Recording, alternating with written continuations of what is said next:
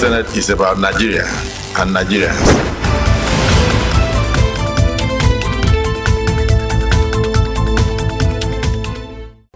A warm welcome to another episode of Inside the Senate, a program which brings you activities of senators of the Federal Republic of Nigeria as they pursue their mandate in the Red Chamber of the National Assembly.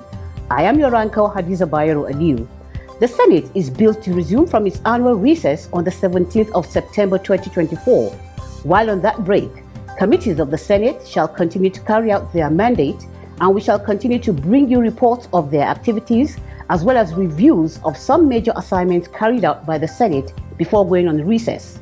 Along these lines, this episode will look at some key motions considered on the floor of the Senate before it went on recess, as well as an investigative hearing by a Senate ad-hoc committee on alleged economic sabotage in the nation's petroleum industry. These and more coming your way shortly. Please stay tuned. Promote the unity, happiness, and prosperity of Nigeria. The Defense Industries Corporation of Nigeria Act, Repeal and Reenactment Bill 2023. And this act should be supported by all. There are issues that we must use this opportunity to critically address. We accord this motion the urgency and the necessity it requires. I rise the second motion. The ayes have it.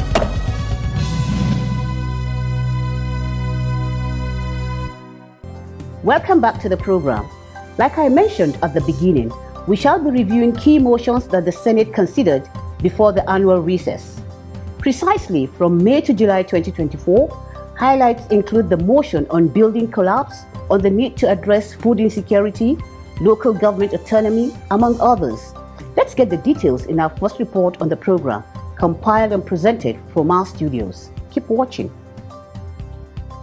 On Wednesday, 15th of May 2024, Senator Kawu Sumaila from Kano South Senatorial District moved a motion to call on the President and Commander-in-Chief of the Armed Forces of Nigeria, President Bola Ahmed Tinubu, to resuscitate the local government system in Nigeria. The journey began in 1976 with local government reform, aiming to decentralize power and empower communities as self-government entities with the elected official.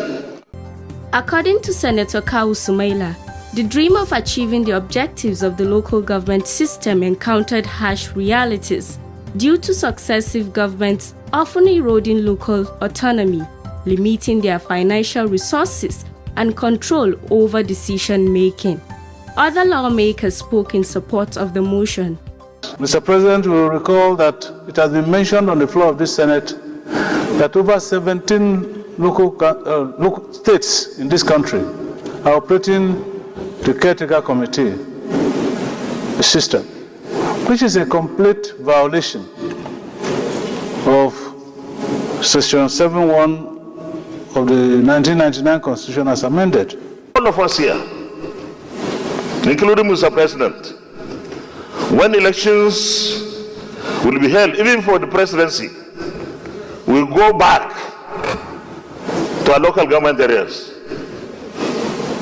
And that is where the efficiency and effectiveness of governance should be instituted and maintained.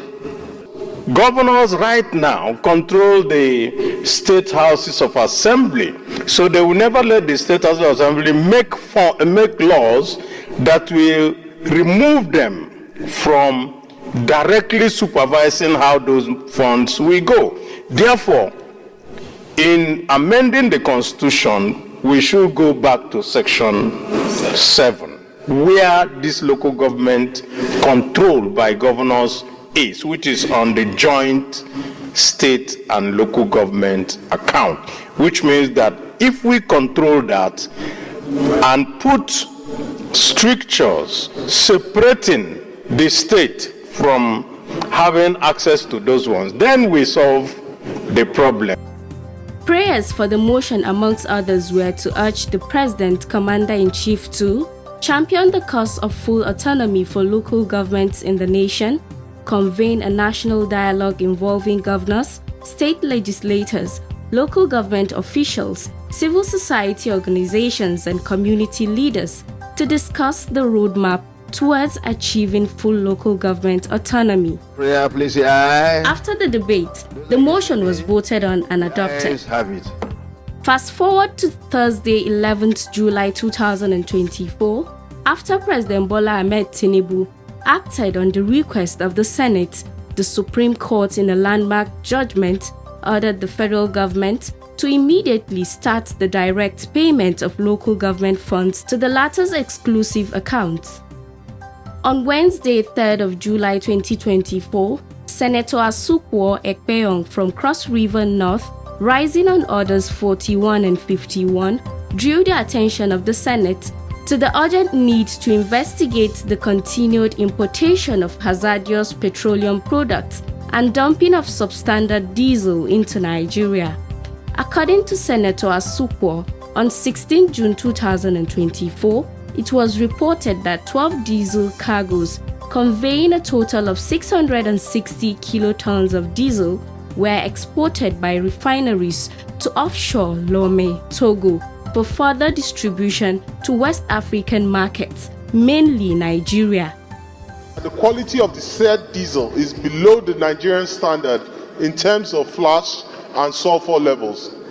In spite of the substandard nature of the diesel, it has found its way into the Nigerian market as a truck on empty carlos, which arrived Lome on the 16th of June, which immediately did a ship-to-ship transfer to DVMT Matriarch Triumph, and then proceeded to discharge into Matriarch Jetty in Warri on the 21st of June 2024.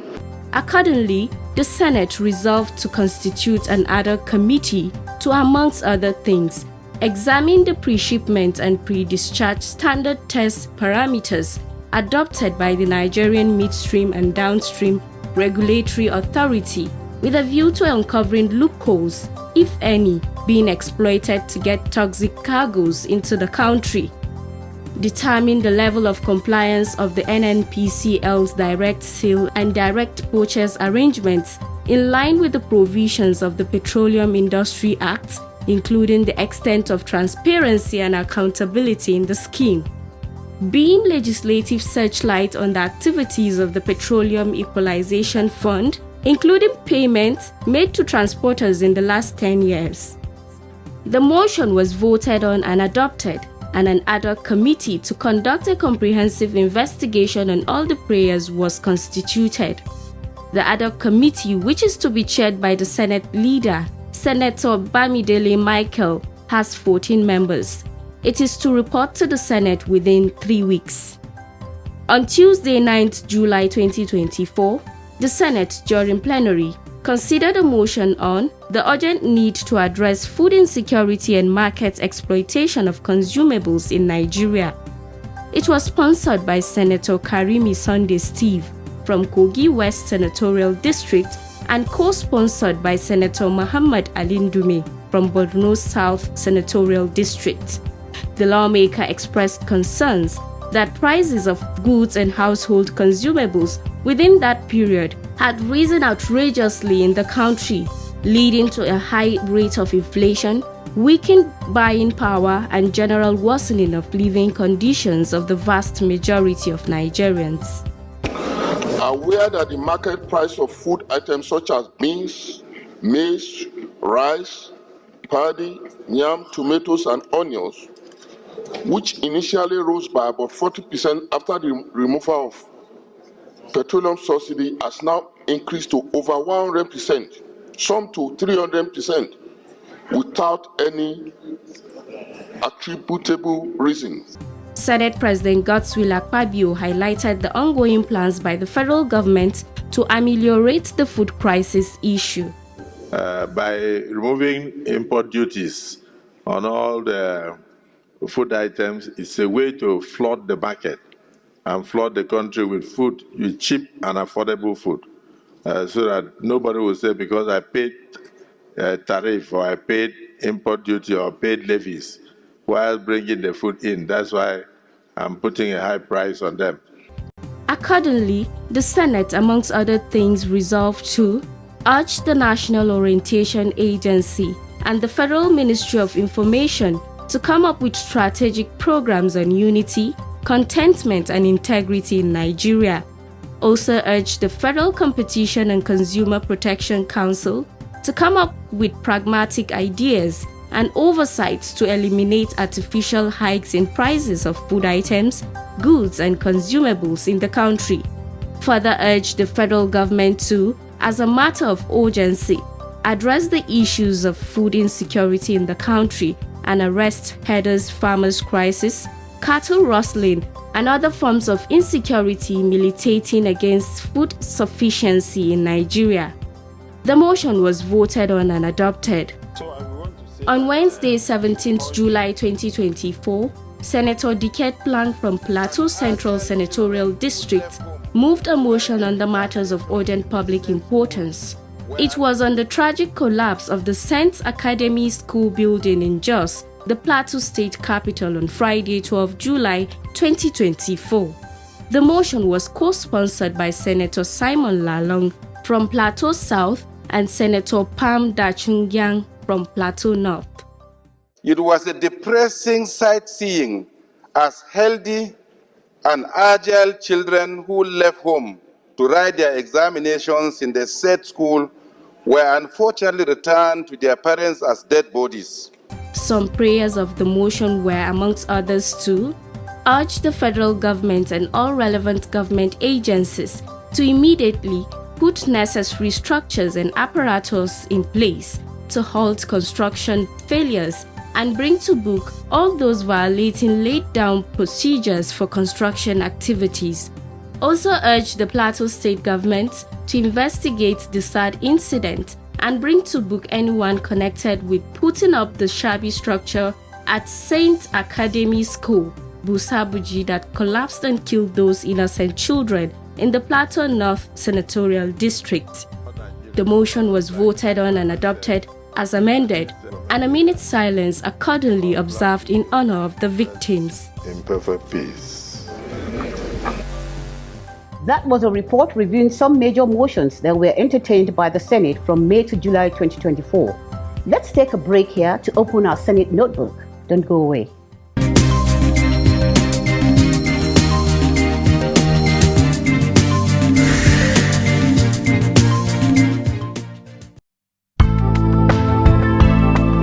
Repeal is the process by which a law is officially revoked or annulled by a legislative body. When a repeal occurs, the law ceases to have legal effect, effectively removing it from the body of law. This can happen through a new legislative act specifically targeting the repeal of the old law or through other legislative procedures.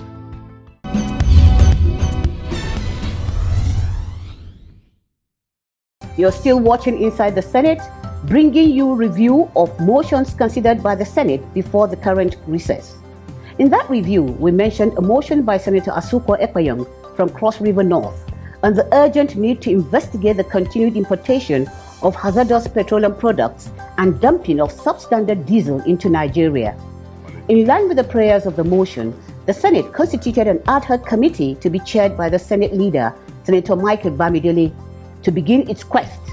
The committee on Wednesday, 7th August 2024, hosted relevant stakeholders and members of the public to investigate the alleged economic sabotage in the nation's petroleum industry. Present at the hearing were the Minister of Finance and Coordinating Minister of the Economy, Wole Edu, Group Managing Director, Nigerian National Petroleum Corporation Limited, NNPCL, Mele Kyari, among other stakeholders. In his opening remark, the committee chairman urged all parties involved to set aside ongoing accusations and counter-accusations as the committee embarks on the journey towards uncovering the truth behind these matters of economic importance. This ad hoc committee was set up by the Senate out of genuine concern for the well-being of our nation. Accordingly, I want to assure you that we are all committed to conducting a thorough and impartial investigation across all areas outlined in the Senate resolution of 3rd July 2024. It is imperative that we all approach this process with integrity and cooperation. Senator Bamidele also observed that the Nigerian Federation is going through very challenging times, noting that the distribution and supply of refined products has been irregular and problematic in the recent history of the nation. The long queues at filling stations is also a testament to this challenge. A situation whereby we now depend almost entirely on the importation of these products, even when we daily supply the world about 2% of its crude oil requirements, is, to say the least, highly worrisome. We also have at hand a grievous issue of national concern that directly borders on the importation of hazardous and substandard petroleum products. Under different administrations, the federal government invested billions of dollars to maintain and turn around the government-owned refineries in Kaduna, Port Harcourt, and Warri. Furthermore, the chairman noted that the National Assembly believes it is unfair and unpatriotic to treat government business as an orphan while private businesses are flourishing. In his remark, Minister of Finance Wale Edun stated that Nigeria is currently behind in its 2024 budget projection of 1.78 million barrels of oil per day. And we have a commitment that we'll be able to reach 2 million barrels per day, and that is critical. And why it is critical is that is the first source that we look to for foreign exchange, as well as government revenue. Wale Edun also noted that the outlook for oil prices for the rest of the year 2024 and beyond is strong. We expect the price of oil to stay relatively high, and so we must seize this opportunity. Amongst other things, we must seize this opportunity to maximize the whole oil and gas sector value chain. Yes, what it is saying is that... Also speaking, GMD of NNPCL, Malam Mele Kyari, stated that NNPCL is loyal and faithful to the nation, noting that most of the problems in the petroleum industry has nothing to do with NNPCL. Mr. Chairman, we have done nothing to sabotage any domestic refinery. Any one of them. There are many of them. Some of them are small scale. Mr. Chairman, but there's a law that guides everything we are doing.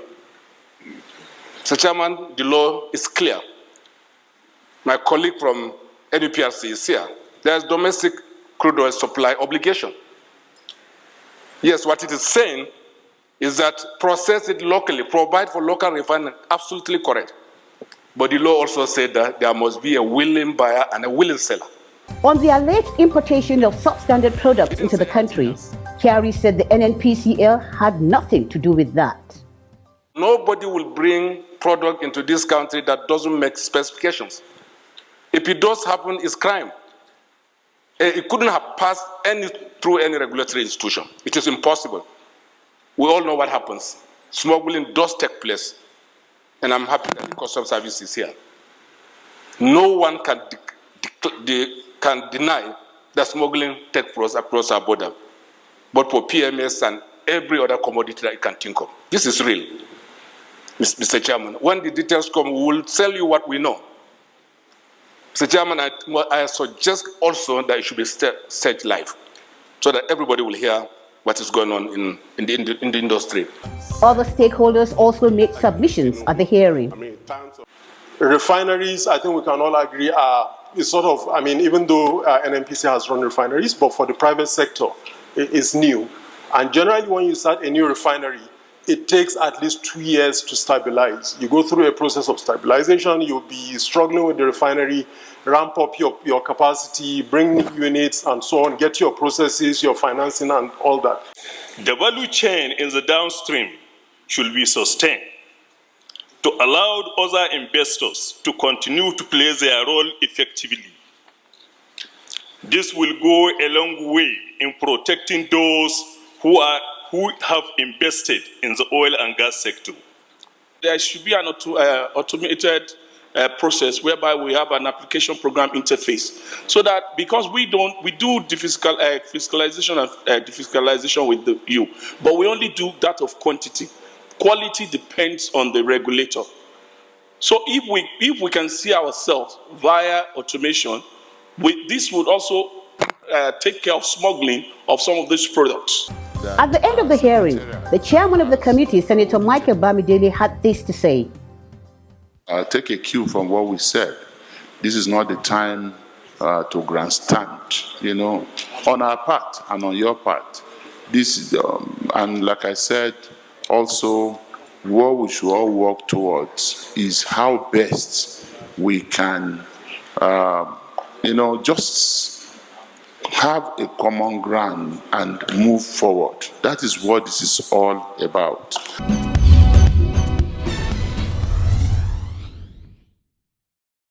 Our profile segment is next. Stand by for our Senator of the Week.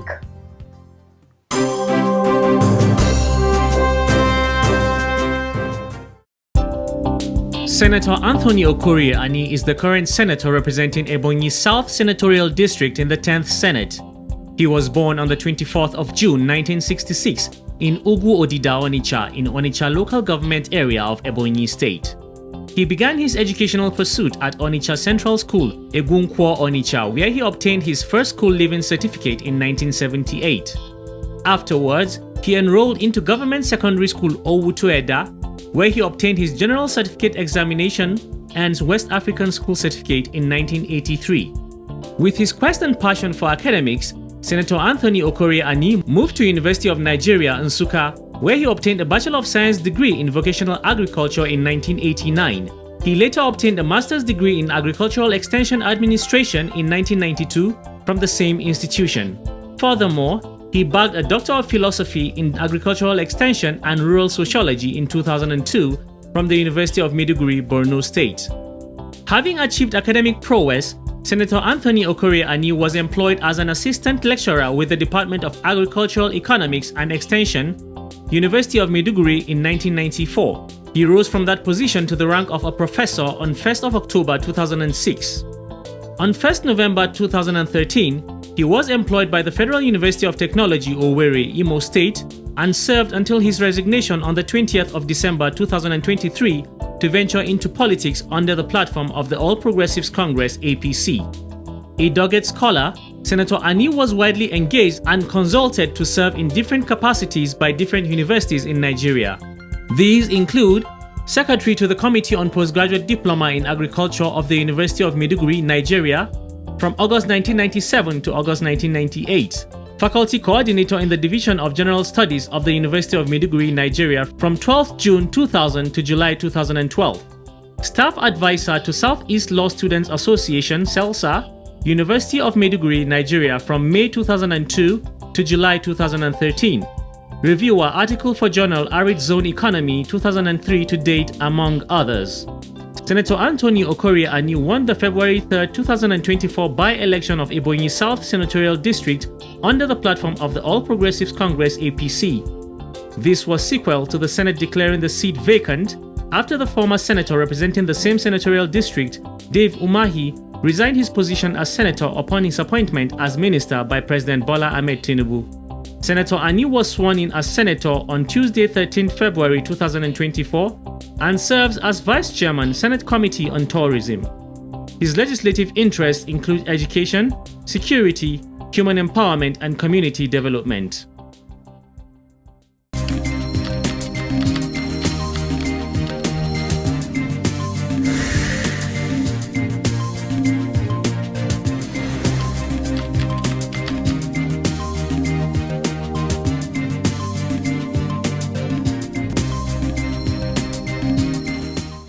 This brings us to the end of this week's edition of Inside the Senate. Join us next week for another edition, and don't forget to send your questions and opinions via any of our feedback channels showing on your screen. See you next week, and thanks for watching.